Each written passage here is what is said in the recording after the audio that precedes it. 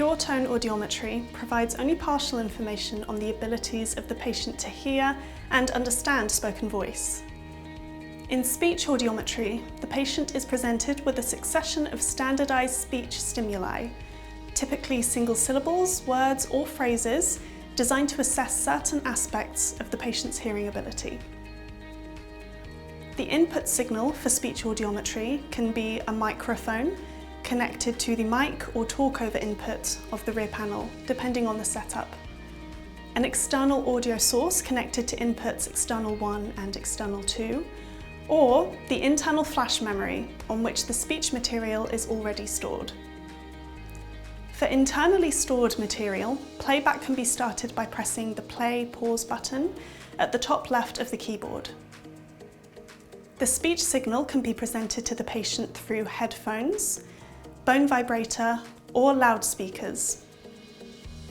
Press the gain key to set the initial offset according to the speech input selected. Ideally, the VU meter will reach the value of 0.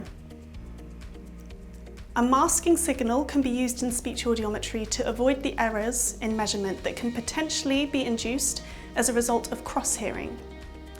The masking signal is generated through the contralateral channel on the audiometer. Select speech noise or white noise. By pressing these two buttons, you can calculate how the patient scored in repeating the words back correctly. It is possible to measure two curves on the standard WRS graph, or alternatively the SRT, MCL and UCL thresholds. If the option WRS single point has been enabled from the setting menu, the word recognition score is calculated as a single point instead of using a graph. To hear the patient repeating the words, especially if they're in a sound booth, the Talkback function must be activated. Let's now talk about another optional feature of the piano that's included in the range of speech tests. The measurement of SNR loss is important because understanding speech through noise cannot be reliably predicted from the pure tone audiogram. The Quicksin test was developed to provide a quick estimate of SNR loss and is comprised of sentences recorded in 4-talker babble. Before playing a list from the flash memory, the required material must first be selected by pressing the Material Function button. Once the Quicksin material has been selected, the sentences on the first list in the folder are displayed on the screen, and the list can be played by pressing the Play button located at the top left of the keyboard.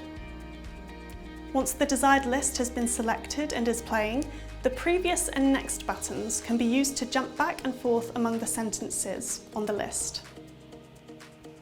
Each sentence is presented at pre-recorded signal-to-noise ratios, which decrease in 5 decibel steps from 25, very easy, to 0, extremely difficult. At the end of each sentence, the list pauses, and the score of that sentence can be stored by using the correct or incorrect buttons. After all 6 sentences are scored, SNR loss can be estimated and saved using the Store button.